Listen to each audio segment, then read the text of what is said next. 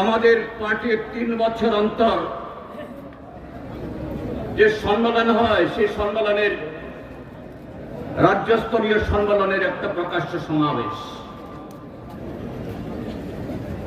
কিন্তু আজকে এটা সমাবেশ না, আজকে সমাবেশ ত্রিপুরা রাজ্য থেকে দুঃশাসনের রাজত্ব অবসানের শপথ গ্রহণ করার দিনে পরিণত হয়েছে। আজকের দিন থেকে এই দেশের শত্রু, আমাদের রাজ্যের 40 লক্ষ মানুষের শত্রু ভারতীয় জনতা পার্টি এবং তাদের তুষার ত্রিপুরা মথা এবং আইপিএফটি দিন গুণা শুরু করো তোমাদের। বন্ধুরা, এই ছোট্ট পরিসরে আমাদের জনসভা করে শহরের দোকানি, পথচারী, আপনারা যারা দূর দূরান্ত থেকে এসে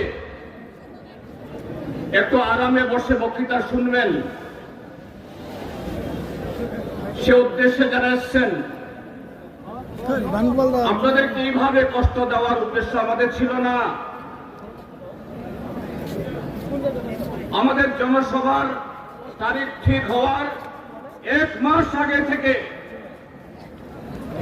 স্বামী বিবেকানন্দ ময়দান, যেটাকে আমরা আস্তাবল ময়দান বলে আমরা চিনি, সমস্ত রাজনৈতিক দল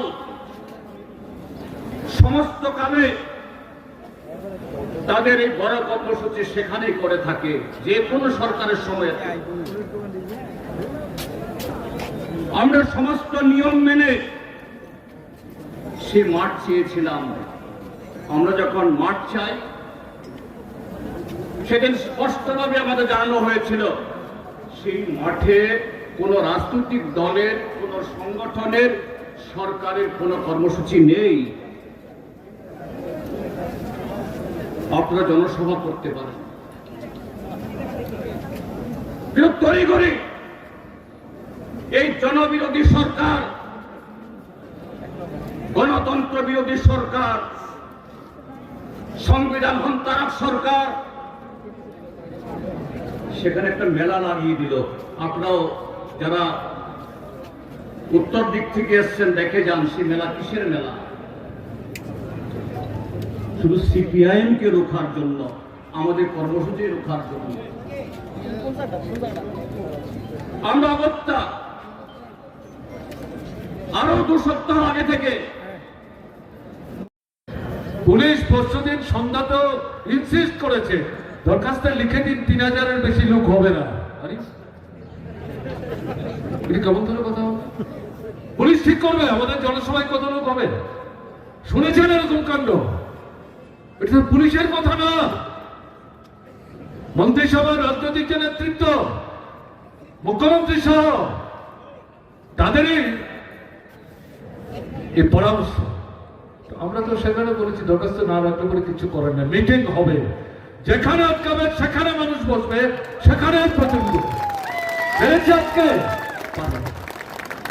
আমি যেটা বলি, এই পরিস্থিতি থেকে মানুষ মুক্তি চায়, শুধু মার্ক্সবাদী কমিউনিস্ট পার্টির লোক না, বিজেপির মধ্যে কিছু সৎ ভাবনা চিন্তার লোক আছে। তাদের গুরুত্ব মূল্য এখন বিজেপিতে নাই। এরা এখন ক্ষুব্ধ বিক্ষুব্ধ হয়ে নিজেরাও বলতে শুরু করেছে। এরকম ভাবে তো আমরা ভাবতে পারিনি।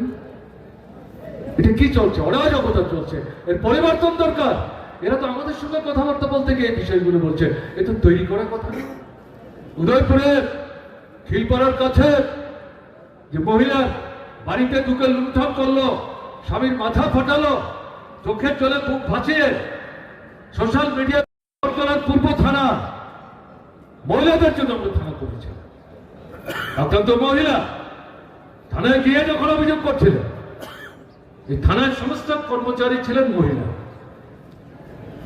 যিনি প্রধান অফিসার তিনি তার সাথে খারাপ ব্যবহার করছিলেন। অভিযোগ সত্য না মিথ্যা যাচাই করবার চেষ্টা করছিলেন। তার অভিযোগ রাখেনি, পরবর্তী সময় যখন সরকারের দৃষ্টিতে আনলো, এই থানার ওয়ান অ্যান্ড অল প্রত্যেককে সেখান থেকে সরিয়ে অন্যত্র বদলি করে দেওয়া হয়েছে এবং তাদের বিরুদ্ধে তদন্ত করে কার্যকরী ব্যবস্থা নেওয়ার নির্দেশ বামফ্রন্ট সরকার দিয়েছে। এরকম একটা দৃষ্টান্ত কেউ দেখাতে পারবেন? গত 6 বছরের মধ্যে 7 বছর হতে যাচ্ছে এই সরকারের, এরকম কোন দৃষ্টান্ত আপনারা দেখাতে পারবেন? বিজেপির লোকরা দেখাতে পারবেন? ওরা 18 পর আজ অব্দি যত ভোট হয়েছে ত্রিপুরায় মানুষ ভোট দিতে পারে, লুটেরা যুদ্ধ চলছে, ভোট লুট। এখন সরকার এডিসি যেটা ত্রিপুরা প্রধান নিয়ন্ত্রণের এবং বিজেপি আরএসএস এর লোকরা তারা সবাই মিলে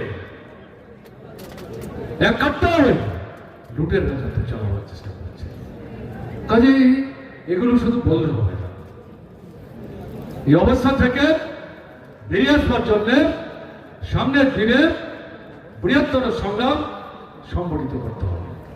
অবশ্যই মার্ক্সবাদী কমিউনিস্ট পার্টি তার নেতৃত্বে বামফ্রন্ট তারা গুরুত্বপূর্ণ ভূমিকা নেওয়ার চেষ্টা করছেন, আক্রান্ত হচ্ছেন, শহীদের মৃত্যুবরণ করছেন, বাড়িঘর পুড়িয়ে দিচ্ছে, তাদের পরিবার প্রতিপালনের জন্য তাদের যে আয়ের উৎসব সেগুলো ধ্বংস করে দিচ্ছে, কিন্তু মাথা মতো করছে না। এটা থাকবেন, কিন্তু আপনাদের কাছে আবেদন থাকবে, নতুন মানুষের কাছে যেতে হবে। কাল যিনি বিজেপি ছিলেন তার সঙ্গে কথা বলুন, বুঝবার চেষ্টা করুন, তার মন জয় করার চেষ্টা করুন, তাকে সঙ্গে আনো। কাজে আমাদের শক্তির যে বৃত্ত এটাকে প্রসারিত করতে হবে। আমি যে কারণে উল্লেখ করবার চেষ্টা করেছি 78-এর লোকসভা নির্বাচন এবং বিধানসভা নির্বাচন 6 থেকে 7 মাসের মধ্যে মৌলিক গুণগত পরিবর্তন। মানুষ চাইলে সবকিছু করতে পারে, মানুষের ঐক্য শক্তির কোনো বিকল্প নাই। তাই আপনাদের কাছে যেটা থাকবে আমাদের আবেদন, এই সম্মেলন কি আলোচনা করবে? আমরা কি ওখানে শুধু গলা ফাটিয়ে রক্ত চিরিয়ে সেখানে রক্ত বের করে বক্তৃতা করবো? কি চলছে দেশে? দেশকে বাদ দিয়ে ত্রিপুরা তো এই সমস্যা থেকে বেরোতে পারবে না। ডাবল ইঞ্জিন দিল্লি সরকার যে দৃষ্টি নিয়ে চলছে, ত্রিপুরার বিজেপি সরকার সেই দৃষ্টি নিয়ে চলছে, তার কাছ থেকে বিকল্পটা কি আশা করবো?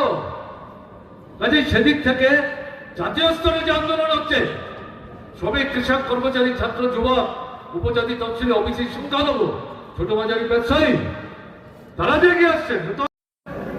কি বলবার চেষ্টা করেছিল? চলো পাল্টাই, একবার একটা সুযোগ দিন। বামফ্রন্ট সরকারের বিরুদ্ধে আঙ্গুল তুলে কথা বলতে পারে, স্বীকার করেছে এই সরকার উন্নতির জন্য কাজ করেছে, ত্রিপুরার সমৃদ্ধির জন্য কাজ করেছে।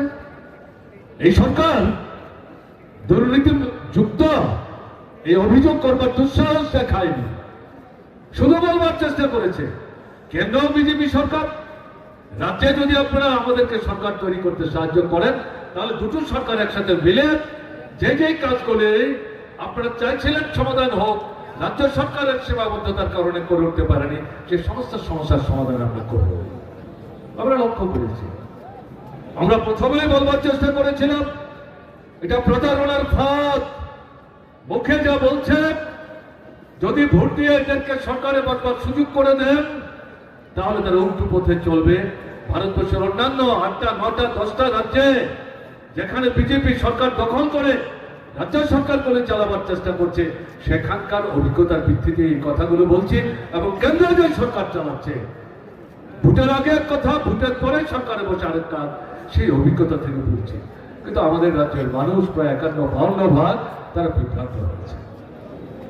অভিজ্ঞতা কি?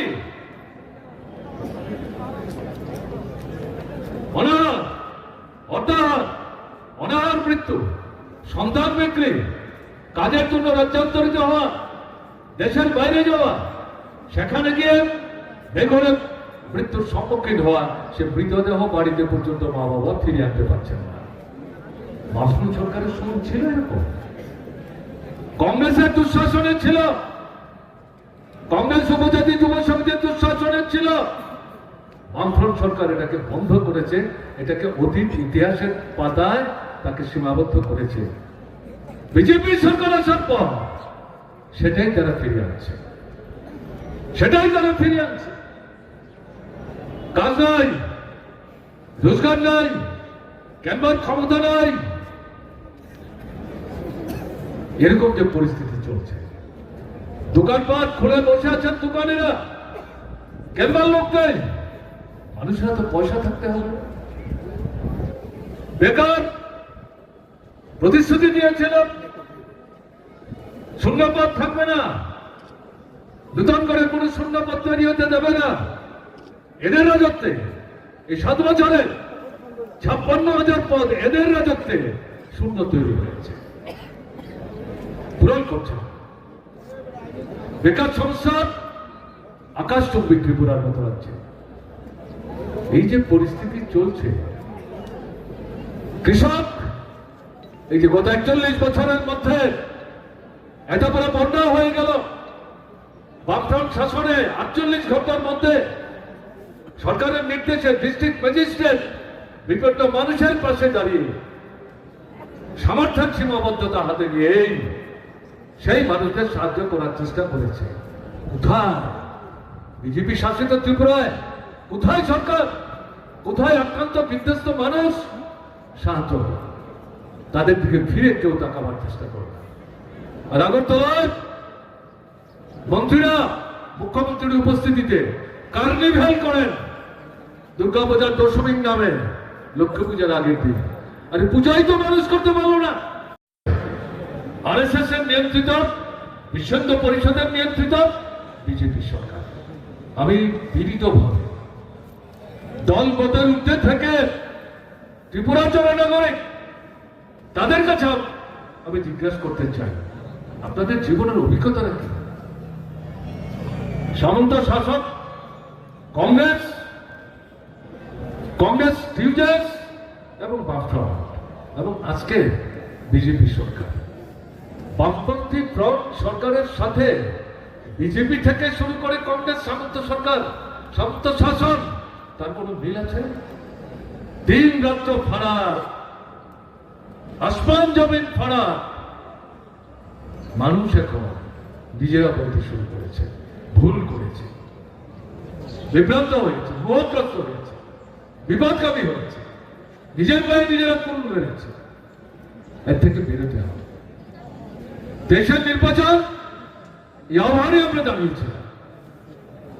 এরা 39টা ভোট পেয়েছে, 18 নির্বাচনে 51টা ভোট পেয়েছে, তার মধ্যে 40-এর উপর ভোট ছিল কংগ্রেসের। কংগ্রেস যখন মার্ক্সবাদী কমিউনিস্ট পার্টির নেতৃত্বে বামফ্রন্টকে রাজনীতিগতভাবে, কর্মসূচিগতভাবে মোকাবেলা করতে ব্যর্থ, তারাই সেখানে বিজেপিকে সাহায্য করেছে মার্ক্সবাদী কমিউনিস্ট পার্টির নেতৃত্বে সরকারকে, যাতে ক্ষমতা থেকে উচ্ছেদ করা যায়। সেই বিজেপি দেশের নির্বাচনে 39টা ভোট পেয়েছে 5 বছরের ব্যবধানে। কিন্তু এই 39 ভোট 18তে তারা যে 51টা ভোট পেয়েছিল, সেখানে কেউ আমল তো বলতে পারেননি যে আমি ভোট দিতে পারিনি, আমার ভোটের অধিকার হরণ করেছে, জোর করে আমার ভোট অন্যরা দিয়েছে, এরকম কোনো অভিযোগ ছিল না। রাত্র 1:30টার সময় পর্যন্ত কৈলাসহরে ধর্মনগরে মুসলিম মা 6 মাসের শিশু কোমরে নিয়ে, কাঁখে নিয়ে লাইনে দাঁড়িয়ে ভোট দিয়ে গেছেন নির্বিঘ্নে। কিন্তু দেশের নির্বাচন এই যে 39 ভোট, তাতে আমরা যা দেখেছি 20 থেকে 22টার বেশি ভোট বিজেপি পায়নি। বাকি যে ভোট আপনার ভোট, তারা লুট করেছে, আপনাকে আপনার ভোট দিতে দেয়নি। আগরতলা সহ ত্রিপুরার মহকুমায় মহকুমায় ঘটনা ঘটেছে। তারা জানে তারা কিভাবে সরকারে আসছে। মুখ্যমন্ত্রী নিজে জানেন উপনির্বাচনে বর্দলী থেকে তিনি কিভাবে জিতেছেন, পরের নির্বাচনে এই বর্দলী থেকে তিনি কিভাবে জিতেছেন তিনি নিজেই তো জানেন। আমাদের ব্যাখ্যা করার কি দরকার আছে? এরকম একটা পরিস্থিতিতে দাঁড়িয়ে এরা ভীত, এরা সন্ত্রস্ত, এরা বুঝতে পারছেন জনগণ এটাকে মেনে নেবে। তাই যেটা আপনাদের কাছে বলতে চাইছি, আমার আগে বলেছেন, জিতেন চৌধুরীও বলবার চেষ্টা করেছেন কেন আমাদের এই মিটিংটাকে তারা বাধা দেওয়ার চেষ্টা করেছে। বাধা দিয়ে কি মানুষকে আটকানো? पार्टी के पिछले 10 सम्मेलनों में भाग लेने का मुझे अवसर मिला है। हर बार हमारे सम्मेलन के शुरुआत इस तरह के महासभा में शुरू होता था और हमेशा वो विवेकानंद मैदान में हमारा सम्मेलन होता था। पहले बार हमारी पार्टी का ये जनसभा उस मैदान में नहीं हो रहा है क्योंकि भाजपा सरकार ने उसके लिए अनुमति नहीं दिया है। लेकिन जिस बड़े तादाद में आप आज अभी यहां अगरतला शहर के चौरास्ते में इकट्ठे हुए हैं, ये इस सरकार के लिए मुंह तोड़ जवाब है।